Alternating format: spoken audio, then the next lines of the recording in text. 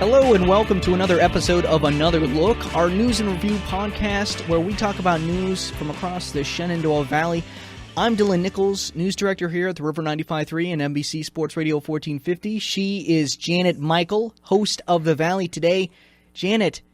Hello. Hello. Episode 25. Yes. 25. You know that the rule of thumb, because I listen to a lot of podcasts about podcasts, as weird as that sounds. Yeah. 7 is the magic number. If you can produce 7 podcasts, then that puts you over that hump that will keep you from quitting and not doing anymore. So we have now surpassed that times 3 plus, right? That's a wonderful 21. Yeah. I don't do math on any day that ends in Y, so that was a stretch. Yeah, it's okay. That's all right. No, but it's Janet, what an incredible achievement that I did. That was all me. I want to thank my mother. I want to thank your mother. No, I'm really excited about that. I'm jazzed, and I wish we had like a banner news week this week to like really like send it home. We don't have a lot of local news, except we do have the elections that just happened. Yes. So we're going to talk about that a little bit, which I'm really excited We can dedicate our second segment to all the post-election, post-mortem election stuff. Yeah. We'll do a post-mortem on the election because we did some election night coverage, and we covered the 6th District and 10th District congressional elections, the Senate election, but then we also covered our local elections. Mm-hmm. There were 3 competitive ones in the Shenandoah Valley. One is still not decided. One's still not decided. There's a lot to talk about there. I don't want to give it all away. But it's in Winchester's 4th Ward. But that's all I'll say. And it's 2 women. But it's 2 women. But that's all. That's it. That's all I'm saying. No more. But other than that, what do you have to talk about in terms of like local news that wasn't election related? Well, it doesn't really fall in the category of news because I know a lot of times we're talking about crimes and we're talking about robberies and stabbings, and last week it was hammer attacks. Oh, which, it was that was what a great episode. I'm a little concerned that maybe we crossed a line last week, so I was hesitant to tweet that out from the Rivers account, so I just tweeted it out from my personal account because I was afraid we might have crossed the line about the poor woman that got her head bashed in with a hammer. I mean, it wasn't her fault. She wasn't asking for it. But I felt really bad for her, but what a crazy story. That was some Cape Fear stuff right there. Yeah, totally. Yeah. And I now look in the back seat and through the back window of my car and everything else before I get in it, and I'm not even cheating on my husband. Hey, Allegedly. We don't know. The poor woman was hit with a hammer. Give her a break. Yeah. So what I wanted to just touch on for a few minutes, because I had a really good Valley Today show last Friday. Elise comes on the 4th Friday every other month for United Way of Northern Shenandoah Valley. And she was here to do her regular show and was talking about Alice Awareness Week. And Elise is a great guest. I never have to worry about anything when she comes. She can carry a conversation. She knows what she's talking about. Even if she brings a member agency that maybe is a little fearful or nervous, she can always pick up the slack. And it was just her last week, and we were talking about Alice, which is this massive report that has been put together across the country. And Alice stands for... Don't look. Don't peek. Don't peek. Oh, I was going to say, I don't even know that it's in the story. But it might be the first line. Asset Limited, Income Constrained, and Employed. Yes. And that last line, that last word is the most important. Yeah, and it's basically a survey or a profile, I guess you could say, of the people in the country, but specifically in our community that have jobs and work every single day and still struggle to make ends meet. They may not have enough money for food. They may, if they're one car breakdown away from potentially being homeless or jobless. I'm excited to talk about that in the next segment because that's something, I don't know, you were really putting it into perspective for me in the last meeting that we had where you mentioned it, and we talked about a lot of interesting things in particular that they're doing for this Alice Awareness Week. So I'm excited to talk about that. Did you have anything else? That was kind of all I had, just because I want to get to the politics. The election just sucked all the energy out of the news week. It really did. I want to talk about, before we talk election in the second segment, in the first segment I want to talk about a Berryville shop and save that will become a Martin's. Yeah. There's going to be a switchover. We're going to talk about like whether that's a good thing or a bad thing. I think everyone's kind of agreed on it. I have some poll numbers. Yeah. We've done some light polling. Yeah. Some light LV polling. But that's pretty much all I have because the rest of my stories are election related. We got that close election in the 4th Ward. We got voter turnout numbers, not just who won, but how many people voted as compared to the last midterms. That's some really interesting stuff. So I think it's time for a quick break right now, but let's take a break. And when we come back, we'll talk about this local news. And then from there, it's election time. Dumb news ahead. Mine isn't dumb this time. It's kind of gross and creepy. Is it funny? Well, I don't know. I don't know that it's funny, but it's really creepy that... Is this becoming like disturbed existentialist news? I'm not going to tell you anything else. You have to stay tuned to the end of the show. You have to stay tuned for the end of the show. Folks, it's a banner week on Another Look, so stay tuned and stick around after this break.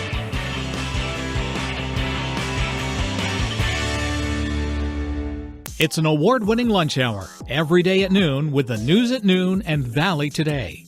Listen live on air, online, or on demand at theriver953.com. That's theriver953.com. Hello, it's Janet again. In addition to producing podcasts for the River 953 and our clients, I also host a show every weekday on the air from 12:30 till 1 called The Valley Today. It's a community conversation where I chat with local business owners, nonprofits, government agencies, and residents about what's happening up and down the Shenandoah Valley. You can hear the show live each day on the radio, you can listen live from our website, or you can listen to the podcast of the show each afternoon on our website at theriver953.com from the Valley Today page. You can even subscribe to the podcast in the Apple Podcast app or the Google Play Music Store and have it delivered directly to your phone once it's published. So join me for a conversation this week. And if you're interested in being a guest or advertising in that podcast, send me an email to janet@theriver953.com. And now, back to the podcast. And welcome back to some more Another Look, our news and review podcast where we talk about news from across the Shenandoah Valley. This is election edition. Could you talk a little faster? I know. I'm racing through it. Janet, because I'm stoked. I want to talk about the election, but first, we got some local stories that we got to go through. And I want you to explain to everybody, because they're tantalized now. You've dangled this Alice awareness thing in front of them. It's a fascinating story. I want you to tell us more about it, because it's cool, actually, what they're doing to raise awareness for. Well, once again, what's the acronym stand for? Asset limited, income constrained, and employed.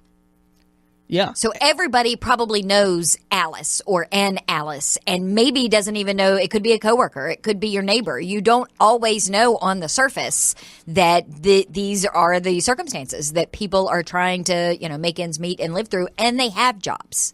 And that's the crazy thing too, is because I think there's sort of, when we think about charity, sometimes we think, or when we think about entitlement programs and things like that, sometimes we think, why are we giving out handouts? Why are we giving this stuff to free? Teach a man to fish, don't, feed the man. But some of these people are working really hard. Yeah. And they're working under such constraints. I mean, I love the word constraint in there because that really, the word by itself kind of sums up what they have to go through. I mean, so how exactly are they doing these fundraisers now for this Alice Awareness Week? Well, when Elise was here, and like I said, we've talked about Alice on the Valley Today. Nadine has come during Camping for Hunger Week and talked about Alice last year. She's going to come back again next week and talk about Alice again. But it's one of those things where a lot of people don't realize just how tight we all say, we're living tight, we're living paycheck to paycheck. In the case of Alice, they're barely even making it to the paycheck. So what the United Way came up with is they're doing Alice Awareness Week, and it was all of this week. And they had different challenges that you could do that reflect what some of these people who are living in this Alice category are living with on a day-to-day basis. So one of the challenges was having to use public transportation, because a lot of these people who are in this Alice category don't have vehicles. They can't afford a car and the car insurance and the gas and everything else. So one of the people at United Way said, okay, I'm going to do the transportation challenge. I am not going to drive my car. So she was going to use public transportation. She was going to bum ride. She was going to carpool. Thankfully, I hope she lived close enough. She was going to walk to work a few days to just get a sense of this is what somebody who does not have a vehicle, and we're not living in an area where there's Uber. We're not living in an area where there's the subway. We're not, we don't have metro here. No, we're living in the country for a lot of us. Yeah. And I'm thinking about my personal situation. If I had to bum rides to work, because my personal situation is I have to wake up at 4 and I have to get here by 5 a.m. Yeah. And so I'm like 15, 20 miles away. So I'm certainly not walking at 5 a.m. for 20 miles to get to work. And nobody's going to drive me. I mean, it brings home that certain jobs are literally impossible if you're income constrained, but you can't get unincome constrained unless you have a job. Exactly. And so that's kind of the conundrum that people find themselves in. The daily food amount was crazy too when I was reading about that. So one of the other ones, and Elise was actually doing this challenge herself, and I meant to check her Facebook because she was going to post, daily post. Elise is pregnant. She is 7 months, I think, pregnant, 6 or 7 months pregnant. And she did the food challenge? And she was doing the food challenge. And basically the food challenge was trying to live on the daily SNAP budget. So and I can't for the life of me remember what SNAP is, but most people know it as the food stamp program. Mm-hmm. That's what it used to be called until they gave it a fancy new logo and a fancy new name. But it's still, but you are limited in what you can buy with those.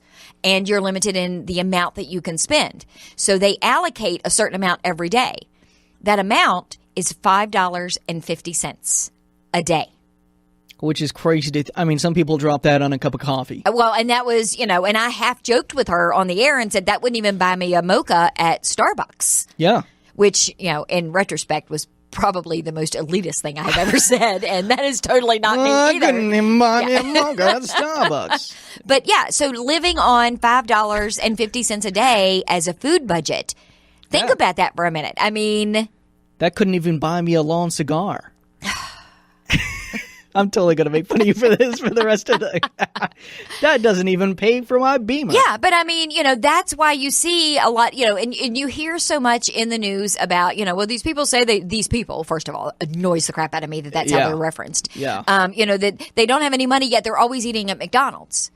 Well, that's because you can buy a meal for $5 at McDonald's. You can go to the dollar menu and potentially feed your family for $5 as opposed to going to the grocery store. And what are you going to get? And, on a personal note, eating I'm sorry, but that fast food is so bad for you. And that's why the obesity rate is so high among these income-constrained families. And mentally. It'll bring you down. I mean, I didn't realize it, but when I quit going to like Taco Bell in the mornings, and because it was the quickest thing I could get, and they had good breakfast burgers. But anyways, it's tasty, and you get kind of addicted to it. But the second I cut that out, I had so much more energy. My mental state, I just felt like happier and lighter and like better. And I was healthier. I mean, now I'm standing before you as just the pinnacle of fitness. I mean, you folks can't see it, but it's a Greek god sitting across from Pretty sure I saw you shoving pizza in your face earlier today, so don't even. You weren't supposed to see that.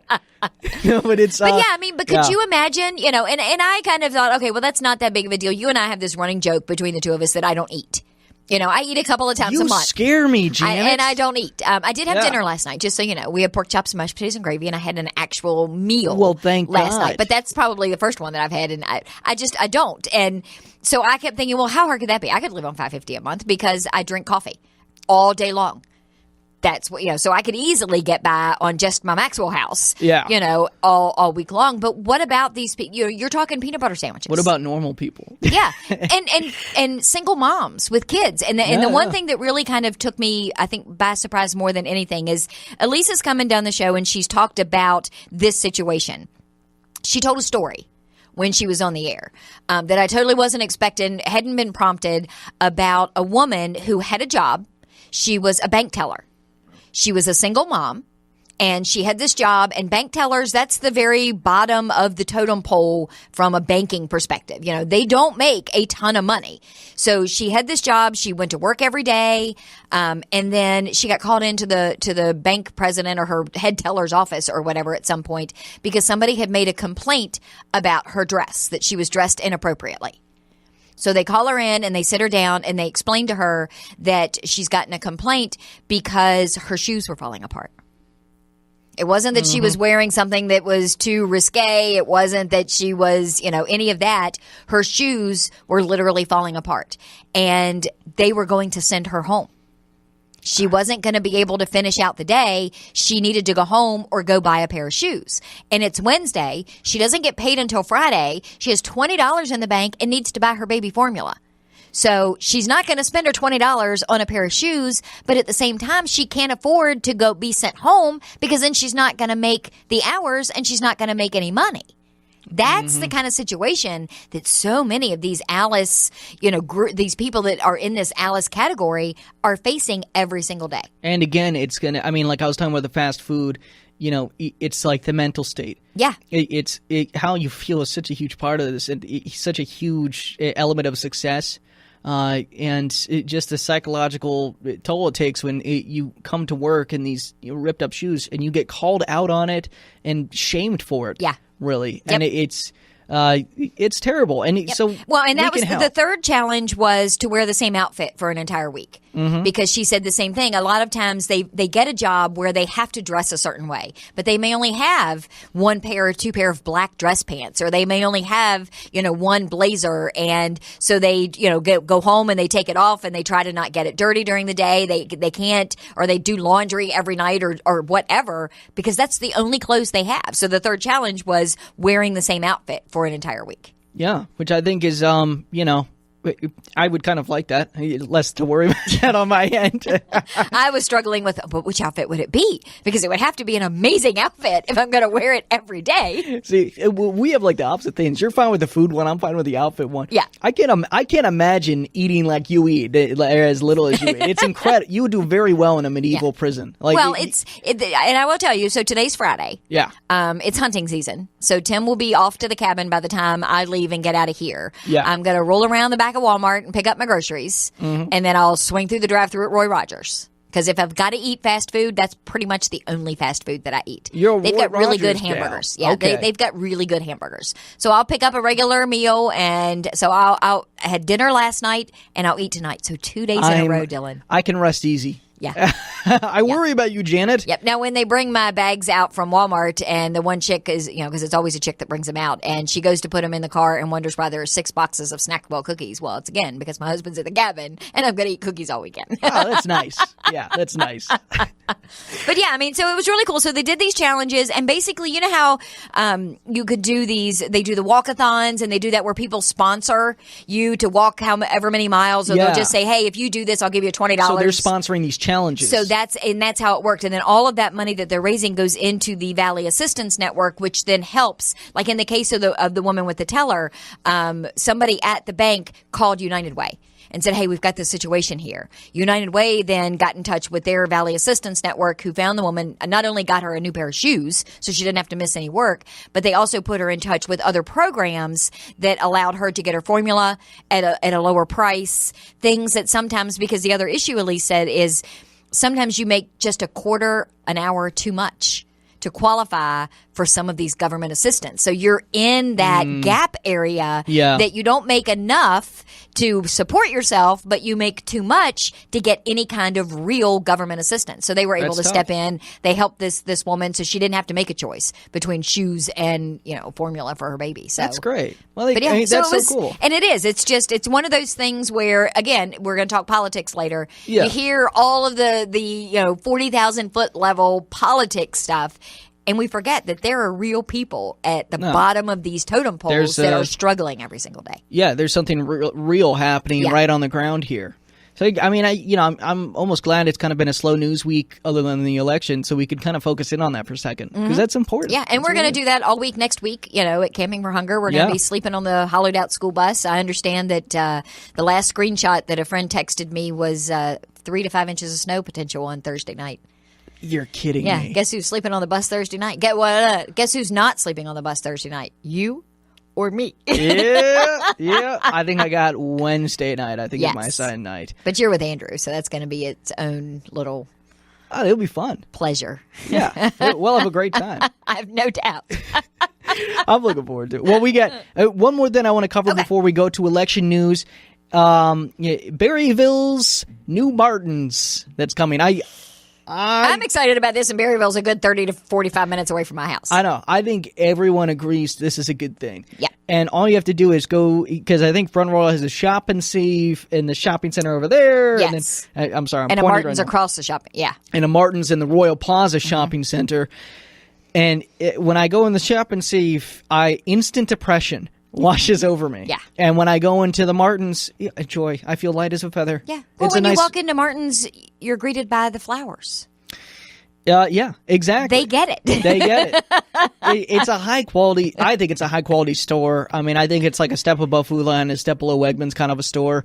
And I think that I like the self checkout stuff, and they've got great self checkout scanners too. So once they start installing all this stuff, basically what's going to happen is they're going to close the shop and save at some point in the future. We're not sure when exactly the transition is going to happen, but when they do close that shop and save, mark your calendar because it's going to be 2 weeks or so, a week, maybe 2 weeks, and they're going to install the stuff during that time, and then, it's going to be a Martin's, and you're going to be ready to go. And this was part of a buy that Martin's did across 4 states, of course, Virginia, West Virginia, Maryland, and Pennsylvania. They bought 5 different Shop and Save locations, and Shop and Save's kind of on the way out. Yeah. Super Valley, they've already closed all 5 of their Winchester Frederick or all of their Winchester Frederick locations. This news broke before you were here as the news director. So you've been here almost a year now as news director, haven't you? March will be a year? Yeah, March will be a year. So when even the guy before your predecessor was here when this story originally broke. So what happened is we used to have Food Lions in the Shenandoah Valley. Shop and Save bought Food Lion. I think that's how it worked. So a lot of the Food Lion grocery stores. So wait a minute, let me back up. Martin's bought Food Lion. And then they didn't buy all of the actual Food Lion stores. They were able to, so some of the Food Lions closed because there was a Martin, like in Winchester, there was a Food Lion on Pleasant Valley on the left side. There was a Martin's on Pleasant Valley on the right side, literally right across the street from each other. Mm-hmm. So the Food Lion in Winchester closed because Martin's didn't need to have, stores competing with each other.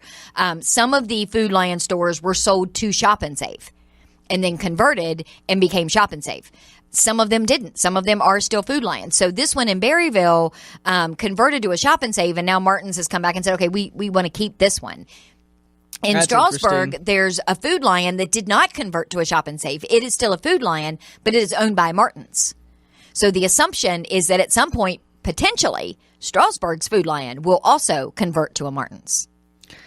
Yeah. Stephen City closed. Stephen City was another one of those situations where there was a Food Lion that never converted to a Shop and Save across the street from a Martin's. The Food Lion closed. Well, and it sounds like now Super Value, the company that owns Shop and Save, it's getting pressure from its investors to pretty much just close a ton of East Coast locations now. So Shop and Save is kind of a thing of the past for us here. Well, really and for those who, because a podcast means we're worldwide. It's true. So if you've heard of giant food stores, they own Martin's. Martin's is a subsidiary store. So you can go in some of the larger cities, you'll go to a giant food store. Mm-hmm. In our case here in more rural communities, those are Martin's food stores. So it's kind of the same thing. And if you go down south, it's the Piggly Wiggly. Yes. And I would just, I'm tickled that, I have friends and people that I know that live in Berryville that are when I tweeted the story, they were very excited. They were retweeting it and they were very excited about it. I think it's a step up. I really do. Like I said, I like the Martin's grocery store. So I will say though, if you ever break a story that we are getting Wegmans within 30 minutes of my house, I will lose my shit. I think the world would go nuts if there was a Winchester Wegmans. I think the world would go insane. Yeah. I think everybody. We don't have the population with the higher income that's required for Wegmans. I've done the research. No, I think that is strictly like a Nova thing. I love Wegmans. Wegmans is like the first time, and I had never even been in a Wegmans until a couple of years ago, and I literally walked around like a tourist. I have a Facebook album on my Facebook page that is an album of my first trip to Wegmans where I'm taking pictures of the produce aisle and the candy aisle. I'm upstairs in the cafe looking down over the sushi bar, taking pictures like some Chinese tourist walking through, New York City, and I'm in a grocery store. You know what they should do? They should sell apartments on a floor above Wegmans. Yeah. would you I mean, how fast would those suckers sell? And you just walk downstairs. Oh, you'd have to have an elevator because living over at a grocery store, you would be huge. Yeah, it's true. Yeah. But I think that's a great idea. I'm going to pitch that. Okay. I think to the big wigs. I'll put the marketing plan together. You come up with the concept and the idea, and I'll tell them how they should market it. Yeah, you put together a marketing plan. I'm going to do some drawings in crayon of what I think it should look like, and we'll get the ball rolling. All right, we're going to take a quick break, but when we come back, stick around because election news, we're going to talk about not just the congressional elections, not just about the Senate election, but we're going to talk about this local election that's really competitive in Winchester and the other local elections. And we talked a little bit with Nikki on a Valley Today episode, so we might talk about that conversation. All that and more when we come back with some more Another Look.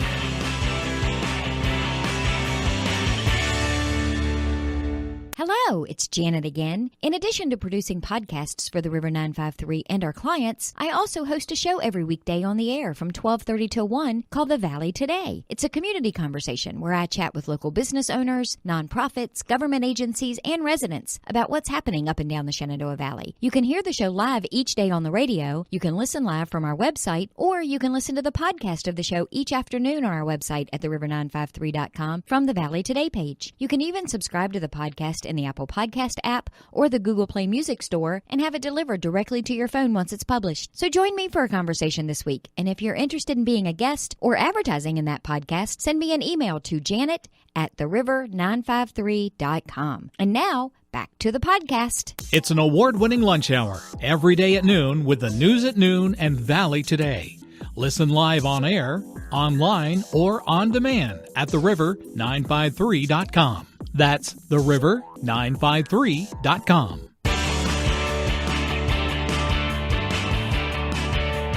And welcome back to some more Another Look. We're going to talk election now. And then can we be done?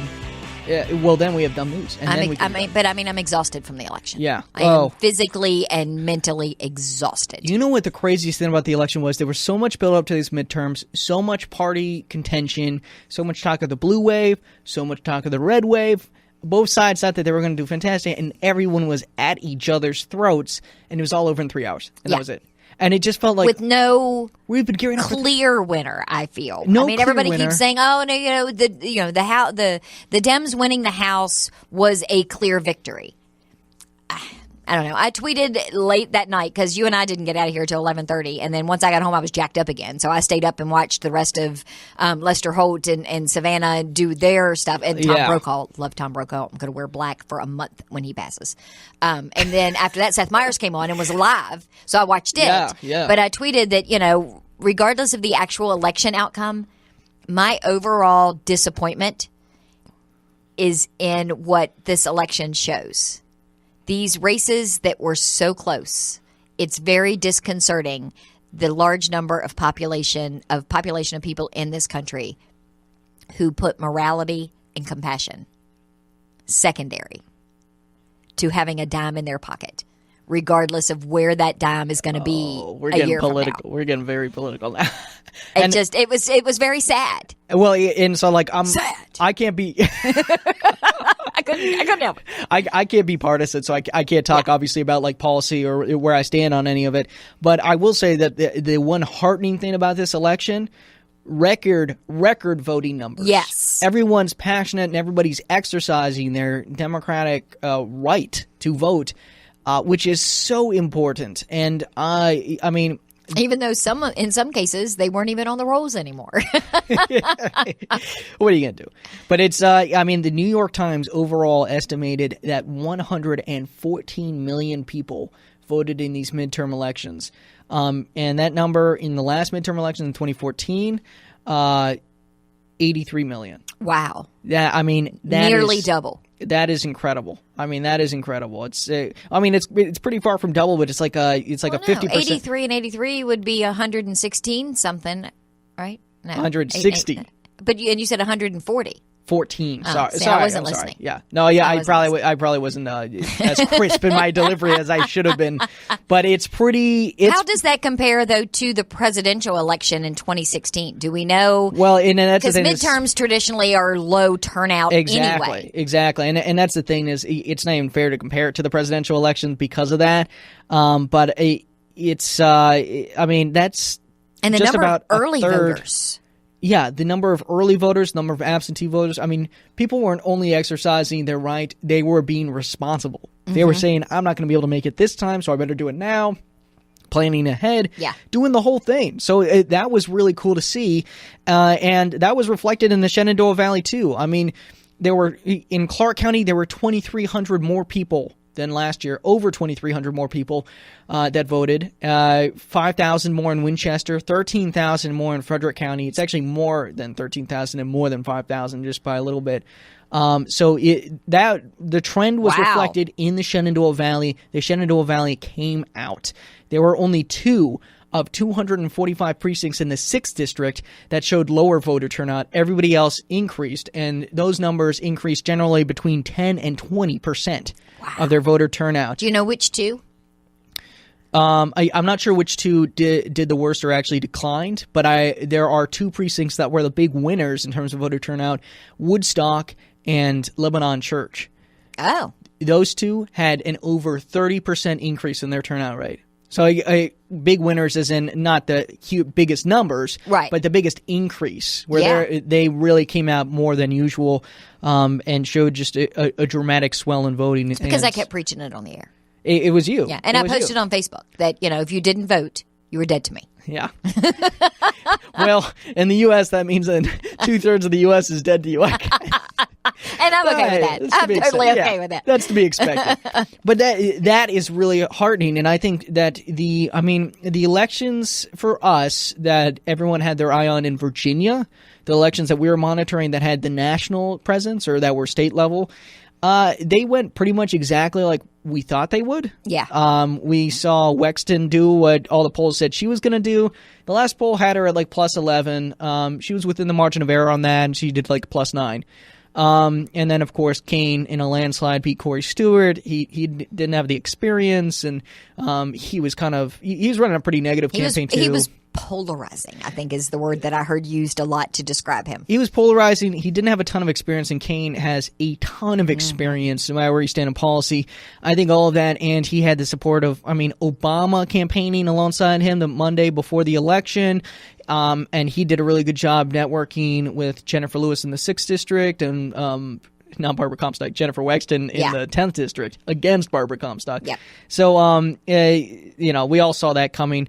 What we didn't have a clear view on, which was really interesting to see this election cycle, was what exactly would happen with Jennifer Lewis and Ben Cline in the 6th district. Because, in case you don't know, the 6th district is below the 10th. And the 10th is kind of molded into Fairfax as well, so it's Winchester, but it extends further east, so it's a more liberal population, more kind of Beltway style people. It's a higher, mid to upper income level, mid to upper educated, But we knew, and this was reflected in the voting numbers that we got, that Winchester was going to go heavily blue, and that Winchester Urban Center certainly went blue. All the space around it went red, though, all the rural space around it. The question in our minds was, how far does Winchester's influence on the Shenandoah Valley, how far south and how far into the rural areas does it reach? And is Wexton's huge bump at all going to influence the race between Jennifer Lewis and Ben Cline? Because she was, and I keep citing the Cook Political Report, they basically said that, look, the 10th district, it generally polls around Democrat plus 1. Mm-hmm. And she was pulling like plus 11 numbers in the Washington Post. And so I thought to myself, look, if part of that plus 10 applies, if the carryover or the overflow stays with the party, then Jennifer Lewis might have a pretty decent shot at it. Well, she didn't. It turns out it was like a landslide for Ben Cline, and we felt foolish at the end of the day because I think we wanted a competitive I don't know that election. It was a landslide. It was 60-40. She held her own. Well, that's kind of a landslide. No. 20 points is pretty big. Kane Stewart like was a landslide. 80-20. Well, yeah. That would have just been That's embarrassing. a landslide. That would have been just absolutely embarrassing. No, she held her own in a really red district. I do have to say that she did a good job. She put in the effort. She did. She had a lot of advantages, though, that Ben Cline didn't have, just in terms of a strong base of statewide candidates coming out to support her. Like Kane came out to support her a lot, which was huge. And I don't think Klein had the party leader to give him that kind of support because, both the Senate leaders are Democrat in Virginia. Governor's Democrat, so he didn't have that advantage. He did have a huge fundraising advantage over there. And I don't recall, and you may know because you followed it more closely than I did. I was kind of at the upper level watching.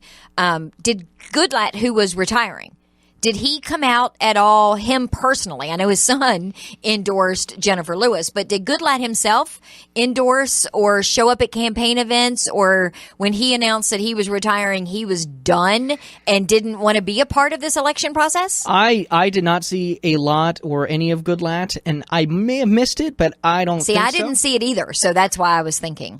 But here's my thinking is I think that was more strategy than, and he might have felt like I'm retiring, I don't want to deal with this. But I think from a strategy perspective, what Jennifer Lewis was trying to do was paint a picture of, look, Bob Goodlatte is the old. Bob Goodlatte is very extreme in his views on Medicare and Medicaid. As well as other, his views across the board, I feel, are pretty extreme. Well, and so that was the message Jennifer Lewis was trying to push. All the Democrats in general basically had a messaging powwow, it sounds like, because they all were saying healthcare, healthcare, healthcare. And so she was basically trying to associate Klein with Goodlatte, and then Goodlatte and Klein with extreme views on Medicaid expansion in Virginia. And so I think Goodlatte not showing up was recognizing that if he showed up, and she's also got, like you said, the Bobby Goodlatte card in her pocket, it would just draw more attention to the Bobby Goodlatte endorsement and do more for Jennifer Lewis. He probably thought it was smarter to just, I'm the one leaving. I'm the one, I'm going to let this election, let the chips fall where they may and not hurt. I don't know that I could help, so I'm not going to show up and potentially hurt. And not that I'm like the most politically savvy mind, but that's what I would have done in that situation is I would have just said, like, look, it's, Yeah, you said you're done, so back off. Well, you can't retire and have it both ways. So that all went down pretty much as we expected, I think. 6th District, 10th District. We didn't think 6th District would be as huge of a gap as it was, but we knew in our heart of hearts that Ben Klein was going to win. The local elections were very interesting because the one that we're still keeping an eye on is the 4th Ward for the City Council in Winchester. You've got 2 women running for that. There's McKiernan and Taylor, and McKiernan, it won by 3 votes. We've been talking about that a lot this week. So they were talking about it on national news as well. Really? Yes. NBC4 Washington, I believe, did a story the next morning about some of the races that were still undecided and the close calls, and threw up both of their names, where they were at, and that they were separated by 3 points. That's 3 pretty votes. cool. Yeah, and just to put that in perspective, that is 0.14% of the entire vote. And now, is it headed to a recount? How do they do that on a local level? Is it the same process as it is for some of these state offices? Well, so here's what happens. I think it is headed for a recount, and that is Taylor's right, because whenever it's within a 0.5% margin, it's deemed close enough where the person who lost by within the 0.5% of the vote is entitled to a taxpayer-funded recount if they want it. Right. If it's over that, they can still ask for a recount, but they have to pay for it themselves out of pocket. And I'm not sure about that end. But that's how I think. I think you're right.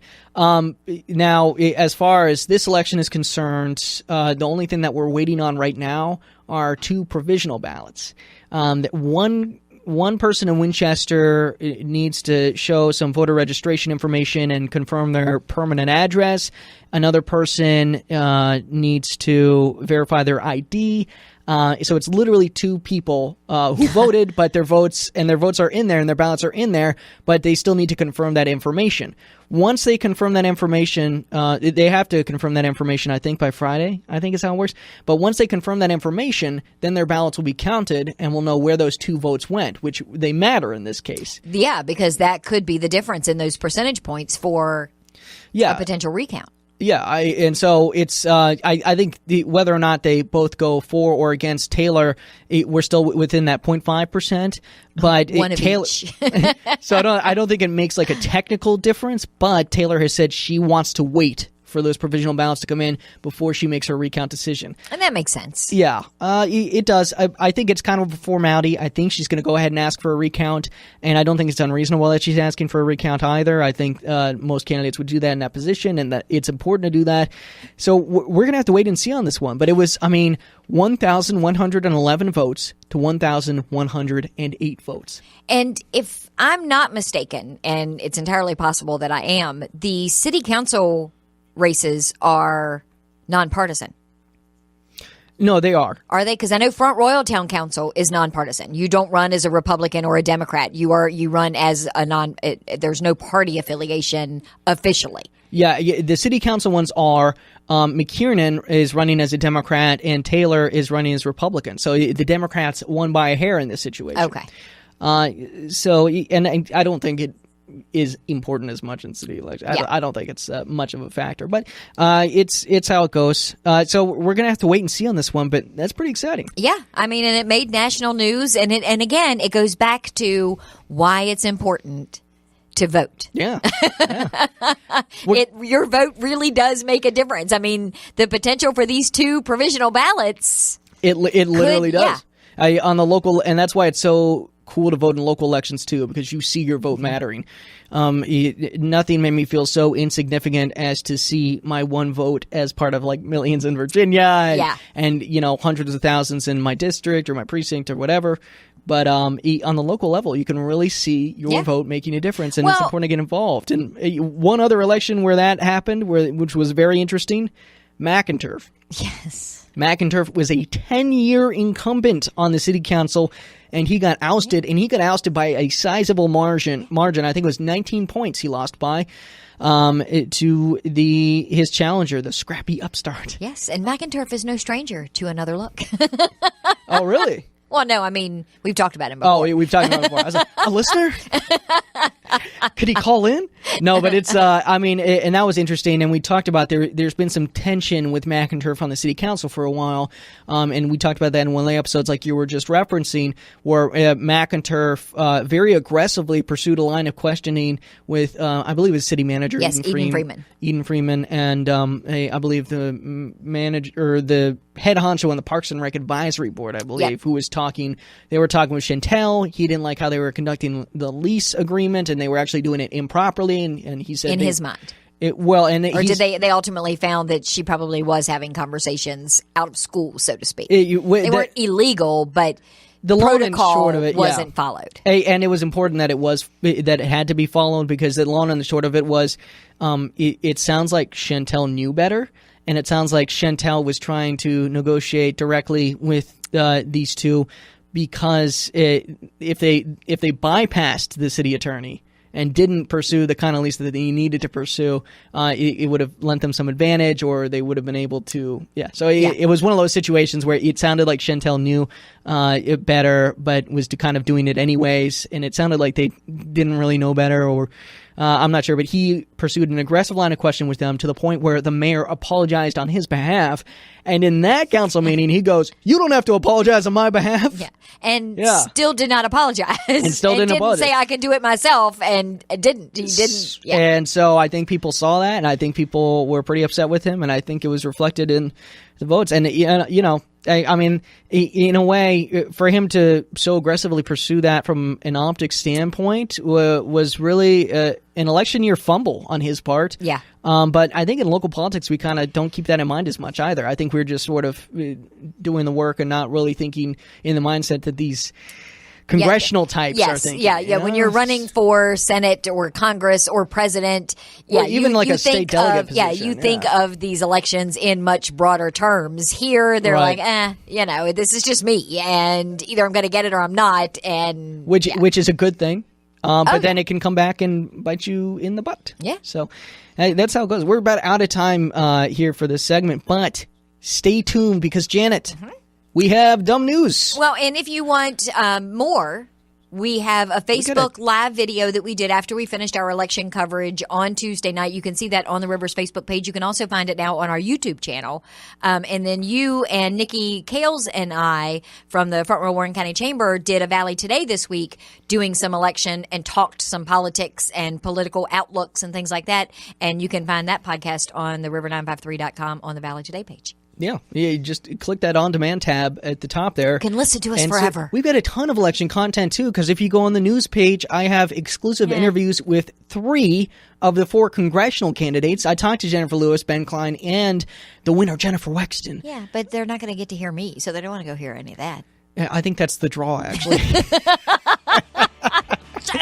I got you. All right. So when we come back after this quick break, we're going to do some dumb news and have a little bit of fun with it now, so stay tuned.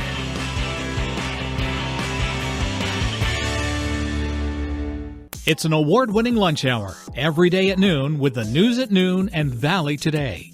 Listen live on air, online, or on demand at theriver953.com. That's theriver953.com. Hello, it's Janet again. In addition to producing podcasts for the River 953 and our clients, I also host a show every weekday on the air from 12:30 to 1 called The Valley Today. It's a community conversation where I chat with local business owners, nonprofits, government agencies, and residents about what's happening up and down the Shenandoah Valley. You can hear the show live each day on the radio, you can listen live from our website, or you can listen to the podcast of the show each afternoon on our website at theriver953.com from the Valley Today page. You can even subscribe to the podcast in the Apple Podcast app or the Google Play Music Store and have it delivered directly to your phone once it's published. So join me for a conversation this week. And if you're interested in being a guest or advertising in that podcast, send me an email to janet@theriver953.com. And now, back to the podcast.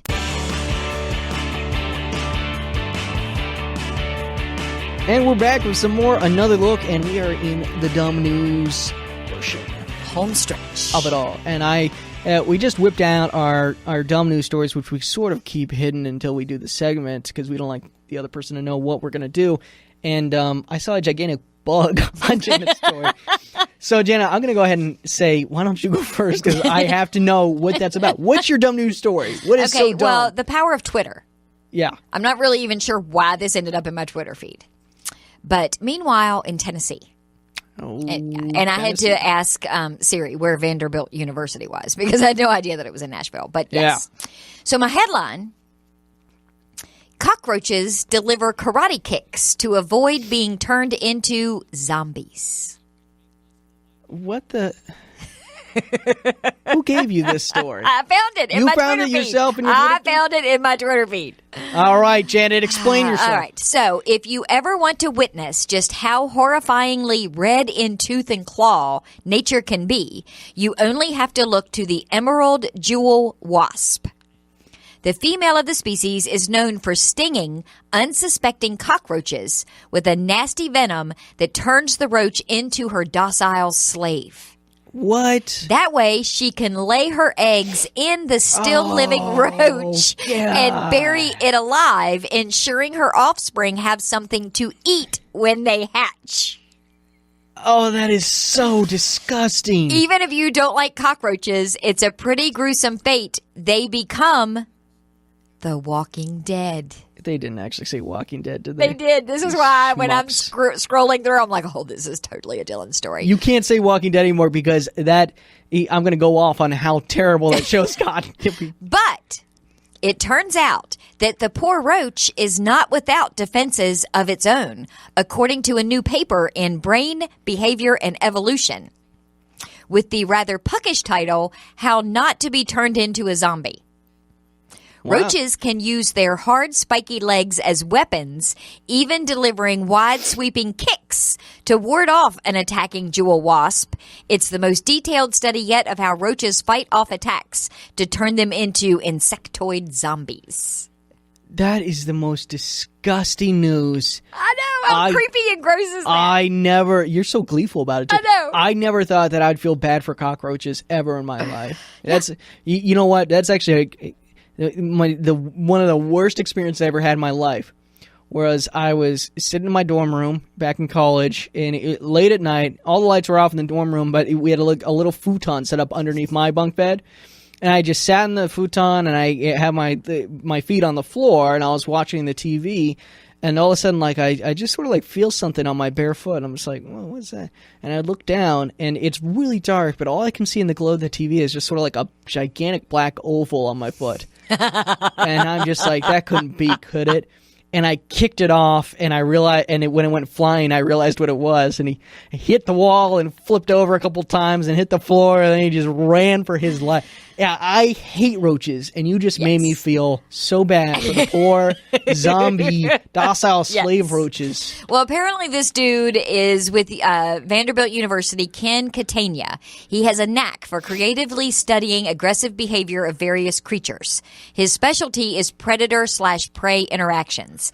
Back in 2016, he experimentally verified naturalist and explorer Vander von Humboldt's 19th century account of electric eels in Venezuela aggressively leaping up and stunning horses with a series of high voltage discharges. Part of that experiment involved LED lights mounted on a fake alligator head attached with strips of conductive tape to better visualize those discharges. This guy's a badass. This guy is, like, awesome. Get that man a podcast. Yep. I want to read everything he writes. Yep. So apparently he did all of this research, tried to figure out how it all worked. He actually got two of them together and had, like, test cases where he had slow speed videography to be able to watch this wasp attack this cockroach. Wow. So he says the wasp delivers 2 stings. The first paralyzes the roach's legs. Good. Then the wasp shoves its stinger through the throat's soft tissues and up into the brain. Oh, no. All this takes just 11 seconds. That lets the wasp lead the now docile roach to her nest by the antenna after the roach engages in a spot of compulsive grooming behavior. Because who doesn't want to look their best while being eaten alive? But a roach has a decent shot at survival if it can spot the oncoming attack in time and do its little roach kick and fend itself off from being turned into a zombie. That is so disturbing. Yeah. That is awful. He found that the kicking defense was surprisingly effective. 63% of adult roaches picked up on the approaching wasp and warded off the attack for a full 3 minutes.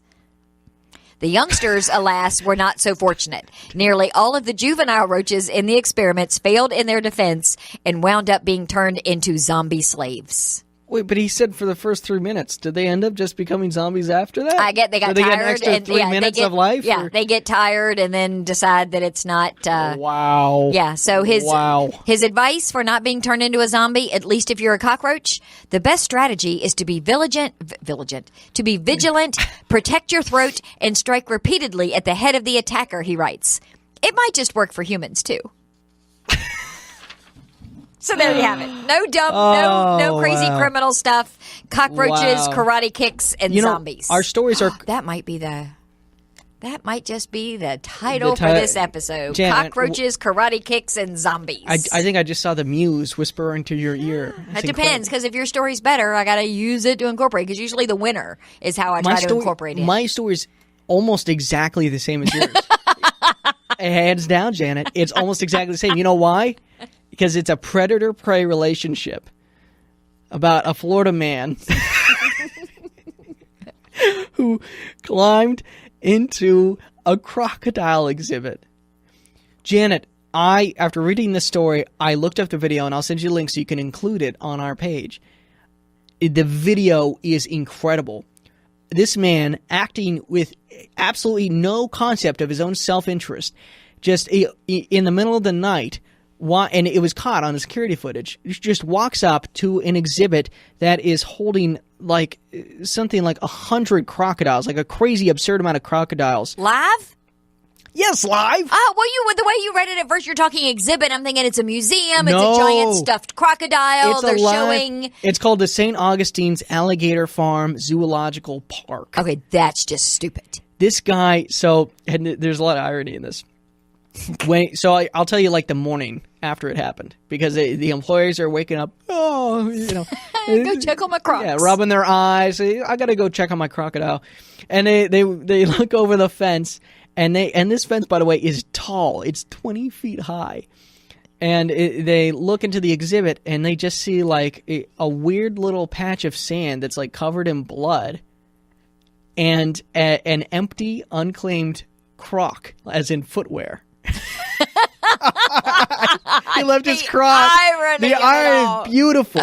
It's beautiful. So they review the security footage, and sure enough, they see this guy. He had to be, like, on bath salts or something. They see this guy. He climbs the 20-foot fence, and he takes a jump off the 20-foot high fence into the water of the crocodile exhibit. He does like a swan dive. Maybe he thought they were stuffed too. It was almost beautiful. So after his masterpiece of a dive, his Michael Phelps moment in the sun, he realized, oh, I did something wrong. Because a crocodile starts to come from him, and you can't really see the crocodile in the video, but you see him start to swim. You see him like you do in Jaws when you see him above the water, and then they sink down and they bounce back up, and then they just disappear. Keep in mind, there's like 100 crocs in this exhibit.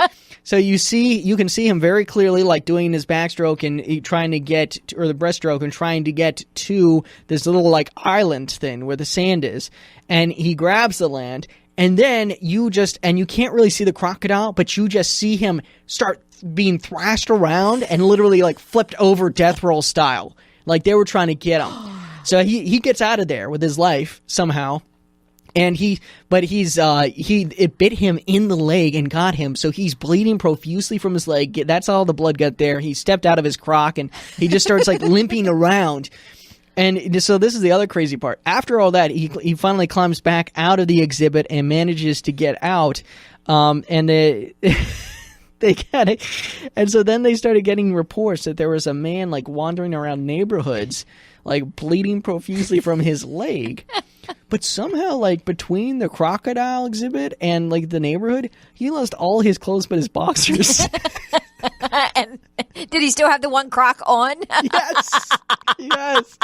And in this video I found, they have footage of him stumbling around the neighborhood with blood coming from his leg, wearing one croc. I mean, talk about a bad night. Oh my god! The video, great news coverage. The video is incredible. I don't know how the guy survived. I don't know how he lost all the rest of his clothes, but. And this happened, of course, in Florida. Yeah. Oh, yeah, of course. Florida man. That's it. Yeah. All the best stories start with Florida man. They still don't know who their governor is. Yeah, that's true too. Man, oh man, that was no one saw that coming. But that's and so that's how it goes. Basically, this guy is incredibly lucky to be alive, and some might argue doesn't deserve to be alive if he's diving into. He had to be on the influence of something. But guys, check out the video. It should be on a link on our page where this is. I assume nothing bad will happen to the crocodiles because they didn't ask for that. I mean, sometimes you see in those situations where then they have to put the animal down, like when the kid or the guy jumped into the monkey cage and they had to put the gorilla. Who was remember Janet? I'm sorry, but Marambe. What was his name? I am so insulted right now. Never forget Harambe. Harambe. Yes. Never forget. I know. Can't even remember his name. But they ended up putting that, and it wasn't his fault. I mean, the guy got in the cage. It wasn't a guy. You know so little about Harambe. I don't remember. You know so little about Harambe. Now that was actually a really scary situation. Did you see the footage? No. I may have and just don't remember. It didn't make that much of an impression on me. Well, do a YouTube search because basically what happened was it became like a really terrible meme after this. I remember. That's what I remember. And people started voting for Harambe and doing a writing candidate thing. It got really dumb and ignorant, and it was really sad because the gorilla didn't deserve it. But basically, some 4-year-old got through an exhibit wall on accident, just like slipped through and fell into the exhibit. A 4-year-old. Oh. And he was sitting there in the exhibit, and everyone was just screaming like, "Don't move! Don't move! Don't move!" Everyone was freaking out. And this gigantic 600-pound silverback is literally like right next to the kid, walks up to the kid, and then starts holding on to the kid. I do remember and touching this the kid because and like he didn't yanking hurt his the arm. kid. Well, they got him out. At one point, he like yanked the kid's arm, and so a sniper had to come around and shoot the gorilla, and kill the gorilla. But in this situation, a parent should have better control their children. Well, yeah. I mean, it sounded like the kid fell through, which, kids lean against barriers and stuff. But I mean, in this situation, I think people were more rooting for the crocodiles Right. than anything. If anyone So was they're watching. still fine. They're still. We can go to the exhibit and see. Oh, yeah, they're fine. Yeah, it's not like when The a dog... one croc wearing crocodile. yeah, exactly. No one's in immediate danger in this one, and it's not like the dog where they have to put it down if it's deemed dangerous. No crocs were harmed in the. No crocs were harmed. Literally. In this delicious Florida man story. Yeah. But guys, check out the video. I'm going to send Janet the link, and then we'll post it on the web. But that's all for another look. That's all we got for this episode. Hey, what are we doing about next week? Should we give anybody a teaser? Well, if somebody actually listens to these in order every week when they come out, next week we're on the bus. Next week we're on the bus. So I don't know exactly what we're going to end up doing because that's actually kind of our marathon on the bus too. So we might have to take a bye week. I don't know. But I mean, look, if you're listening to this right now, come by the bus and get your Dylan and Janet dose that way. We're going to be parked in Royal Plaza. We're going to be in the Martin Shopping Center there. And while you're there, drop off a few cans, say hi, and donate, and feel good this Thanksgiving season. Bring us your news story of the week, and we'll do quick recordings with our phones, having quick conversations with guest people telling us what news story jumped out at them this week. That's what we'll do. Interaction, man. Sure. But you got to bring canned goods to do it. You got to bring a gift card from Martin. You got to bring peas or carrots or some sort of canned good, toilet paper, paper towels, something along those lines. Yeah, we're not picking your brain unless you bring beans. Yeah. That's it. That's the requirement. That's the price of admission. So come by the bus, but that's all for this episode of Another Look. We're going to join you guys hopefully next week, but if we can't, the week after that for sure. So stick around, and as always, check our podcast page and check Apple, check all the usual places for our podcast. Wherever you listen to your podcasts. All right. We better go to bed now. We'll see you guys hopefully next week.